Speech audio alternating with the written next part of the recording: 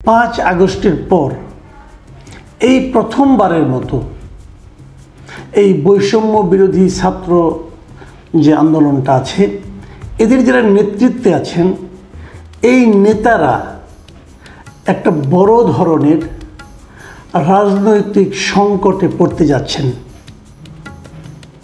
এতদিন তারা যাই বলতেন, যে দাবি করতেন, যে কথা বলতেন, সে কথাকেই তারা প্রতিবারই দাবি করতেন এটা জনগণের দাবি, গণদাবি, গণমানুষের দাবি, দেশের সকল মানুষের দাবি। তারা এভাবে বলতেন এবং সেটা কোনো চ্যালেঞ্জের মুখে পড়তো না।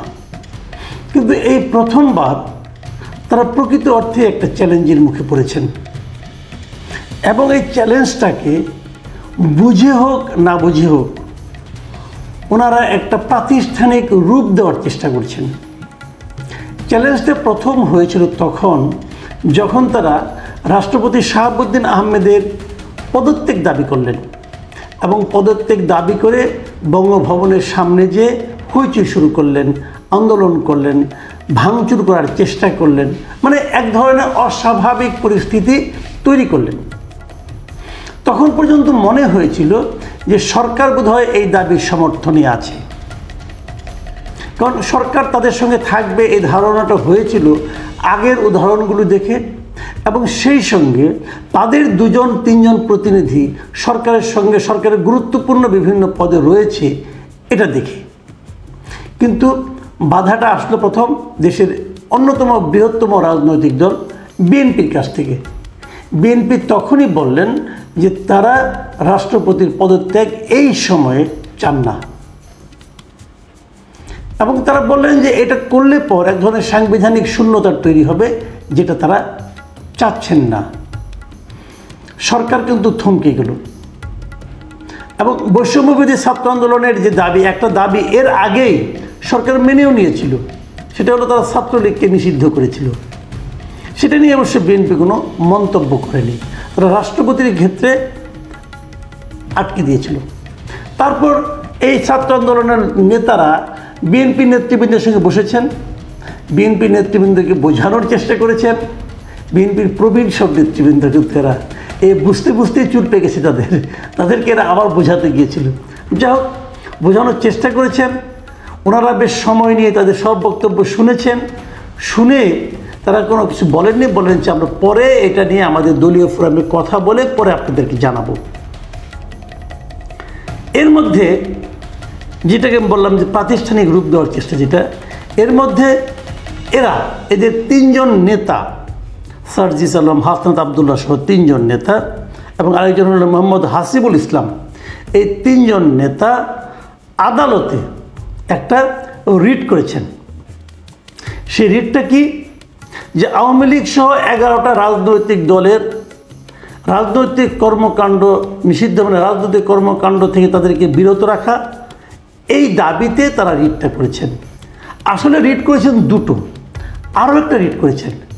সেটা হলো যে গত 2014, 2018 এবং 2024 সালে বিভিন্ন দলের মনোনয়ন নিয়ে যে সমস্ত ব্যক্তিরা নির্বাচনে অংশ নিয়েছেন এবং অংশ নিয়ে তারা সংসদ সদস্য নির্বাচিত হয়েছেন তাদের বিষয়ে, এবং তাদের দাবি হলো এই 3টা নির্বাচনকে নিষিদ্ধ করতে হবে, এই 3টা নির্বাচনকে বাতিল করতে হবে এবং যারা নির্বাচিত হয়েছেন তাদের যা যা আর্থিক সুযোগ সুবিধা তারা এই সময় পেয়েছেন সেগুলো বাজেয়াপ্ত করতে হবে, তাদেরকে বিচারের আওতায় আনতে হবে।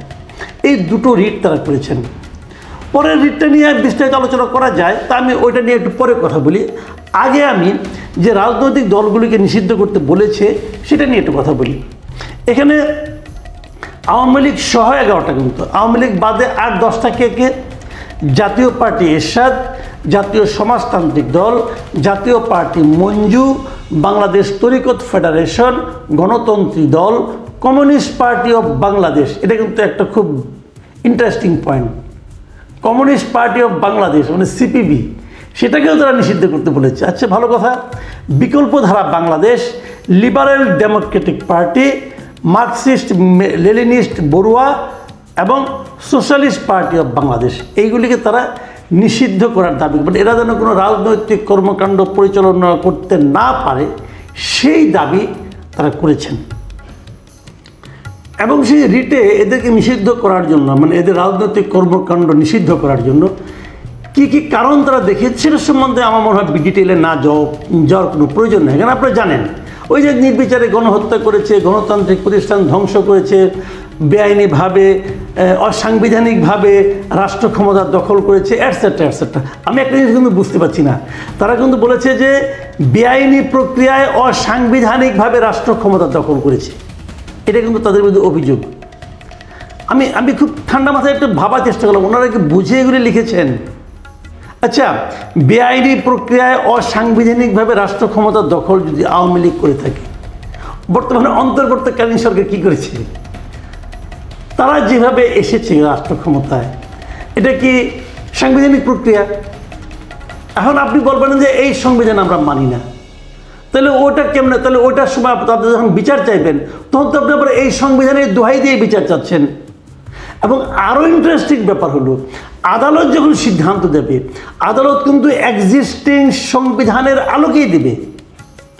আদালত সংবিধানের বাইরে যেতে পারবে না যতক্ষণ পর্যন্ত এই সংবিধানকে স্থগিত করা না হচ্ছে, বাতিল করা না হচ্ছে, অথবা পরিবর্তন করা না হচ্ছে। তাহলে সার্জিস আলম, হাসনাত আবদুল্লাহ ওনারা কী বুঝলেন আমি ভাই বুঝি না। তবে ওনারা মেধাবী হিসেবে স্বীকৃত, বলা হয়ে থাকে ওনারা খুব জ্ঞানী মানুষ। তো জ্ঞানীদের ব্যাপারে আমাদের মতো মূর্খরা কম বুঝবে, এটাই স্বাভাবিক। যে সে আলোচনায় আমি যাচ্ছি না। আমার কথা হলো, একটা রাজনৈতিক দলকে নিষিদ্ধ করার জন্য তারা যে দাবিটা করেছে, এই দাবিটা কতটুকু যুক্তিযুক্ত? আমি ব্যক্তিগতভাবে আমি আগেও বহুবার বলেছি, আমি কোনো রাজনৈতিক দল নিষিদ্ধের পক্ষে না। আমি মনে করি একটা রাজনৈতিক দলকে যদি আপনি পরাজিত করতে চান, তাহলে সবচেয়ে ভালো হলো সেই রাজনৈতিক দলের যে মতাদর্শ, তাদের যে আদর্শ, সে আদর্শটাকে জনগণের সামনে এক্সপোজ করা, প্রকাশিত করা, জনগণকে বোঝানো, জনগণের কাছে প্রমাণ করে দেওয়া যে এদের আদর্শগুলো কত খারাপ। তারপরে একসময় জনগণ যদি ওই দলটাকে প্রত্যাখ্যান করে, সেটা হলো সবচেয়ে বড় নিষিদ্ধ। আইন করে নিষিদ্ধ করার অর্থই হলো আইন যারা প্রয়োগ করার ক্ষমতা রাখে তাদের ক্ষমতার অপব্যবহার অথবা তাদের গায়ের জোর। আর এটাকে আপনি আর যাই বলেন, গণতন্ত্র বলা যায় না, গণতান্ত্রিক আচরণ বলা যায় না। নিষিদ্ধ একটা রাজনৈতিক দলকে নিষিদ্ধ করতে হবে, এটা কেমন গণতন্ত্র? নিষিদ্ধ করার অর্থ কি? তুমি কথা বলতে পারবা না। তো তুমি রাজনৈতিক দল, তুমি কথা বলতে পারবা না, এটা কেমন গণতন্ত্রের ভাই? আবার এই ধরনের কাজ যারা করবেন, তারা আবার আমাদেরকে গণতন্ত্রের প্রাতিষ্ঠানিক রূপ পাওয়ায় দিবেন, এটা ভাবতে তো আমার বড়ই কষ্ট হচ্ছে। যা হোক, আমি ওই আলোচনায় যাচ্ছি না। আমার দিক থেকে আমার আলোচনা, আমি তো একটা ক্ষুদ্র মানুষ, আমি কি ভাবলাম না ভাবলাম কি আসে যায়। কিন্তু আমার কথা হলো কি, রাজনৈতিক দলগুলো কি ভাবছে সেটা নিয়ে কিন্তু আমি এটা আলোচনা করতে চাই। যেমন ধরা যাক, আজকেই যখন তারা এই রিটটা করেছেন, আজকেই বিপ্লবী ওয়ার্কার্স পার্টি একটা আলোচনা সভার আয়োজন করেছিল। সেই আলোচনা সভার শিরোনাম ছিল অন্তর্বর্তী সরকারের 80 দিন, গতিমুখ ও চ্যালেঞ্জ সমূহ। এখানে বিভিন্ন রাজনৈতিক দলের নেতারা ছিলেন। বিএনপির প্রতিনিধি হিসাবে বিএনপির ওনাদের স্থায়ী কমিটি, তার সদস্য আমির খসরু মাহমুদ চৌধুরী ছিলেন। আমির খসরু মাহমুদ চৌধুরী কী বলেছেন আমি আপনাদের একটু পড়ে শোনাই। আমির খসরু মাহমুদ চৌধুরী বলেছেন যে সংস্কারের জন্য 10টি কমিশন করা হয়েছে, 90 দিনের মধ্যে তাদের প্রতিবেদন আসবে। কিন্তু কমিশনগুলোর কার্যকালীন আবার নতুন নতুন দাবি উত্থাপন করা হচ্ছে। এই দাবির সঙ্গে সংস্কার কমিশন অন্তর্বর্তী সরকারের কোনো সমর্থন বা সংশ্লিষ্টতা আছে কিনা তা জানা নাই। এই জিনিসগুলো পরিষ্কার করতে হবে। এই বিষয়গুলো সাংঘর্ষিক হয়ে যাচ্ছে। এই একটা বাক্যে, এই কয়েকটা কথায় পরিষ্কার হয়ে যাচ্ছে আসলে যে তাদের মনোভাবটা কি। তারা বলছে যে আপনি যা কিছু সংস্কার করবেন তার জন্য তো আপনি কয়েকটা কমিশন করেছেন, এর মধ্যে আবার এই দল নিষিদ্ধ করো, ওই দল নিষিদ্ধ করো, এটা কেমন আবদার রে ভাই? এই আবদারটা কিন্তু ওনারা পছন্দ করেননি। আর অনেকেই বলেছেন, এখানে সাইফুল হক বলেছেন, উনিও বলেছেন যে কিছু কিছু জায়গায় তো ঐক্যমত্য আছে, সেগুলো হবে, যেগুলো ঐক্যমত্য নাই সে নতুন সরকার এসে করবে। এইভাবে মাহমুদুর রহমান মান্না কথা বলেছেন। এবি পার্টির মুজিবুর রহমানের একটা দুর্দান্ত কথা বলেছেন। উনি বলেছেন 3 মাস আগে সবার মধ্যে যে ঐক্য ছিল তাতে এখন ক্ষয়িষ্ণু ভাব দেখা যাচ্ছে। বড় ভয়ঙ্কর কথা। অন্তর্বর্তীকালীন সরকার কি এই সমস্ত বিষয়ে সচেতন আছে?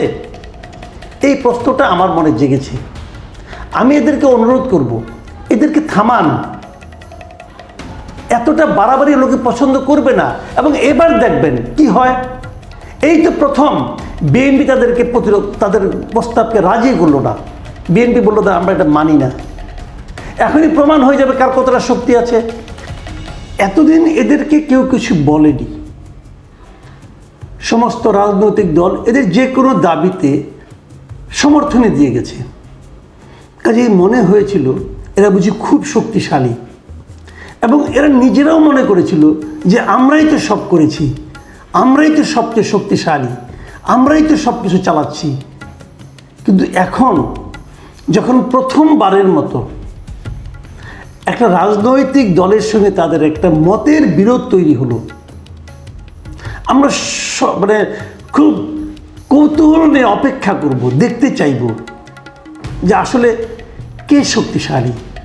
আমরা দেখতে চাইব আসলে কাদের সঙ্গে জনগণ কতটা আছে।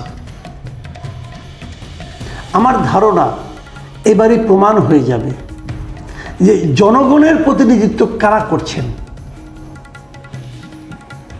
যাদেরকে বড় দেখায় অথবা যারা নিজেদেরকে বড় বলে, তারা কি আসলেই বড়, নাকি কেবলই একটা ফাঁপানো বেলুন? প্রিয় দর্শক, এখন এ পর্যন্তই। আল্লাহ হাফেজ।